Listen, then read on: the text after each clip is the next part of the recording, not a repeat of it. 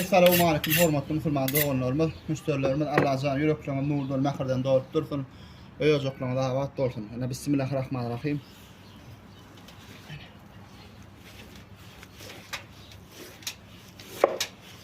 Dogumluğum gerek sana bitip olmalarına.